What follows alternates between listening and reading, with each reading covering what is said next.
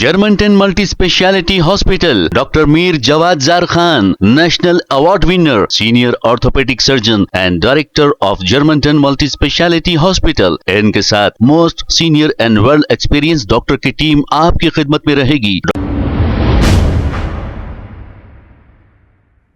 अस्सलाम वालेकुम नाजरीन, 7H न्यूज सच को रखे आपके आगे। नाजरीन, कॉलर इमरान को नाजायज हिरासा किया जा रहा है और इतना परेशान किया जा रहा है, हद तो ये हो गई कि ये रहते हैं काला पत्थर पुलिस स्टेशन लिमिट्स या फिर आसपास, लेकिन इन्हें बालापुर पुलिस स्टेशन में एक मुकदमा दर्ज किया जाता है और इन्हें परेशान करने की कोशिश की जा रही है।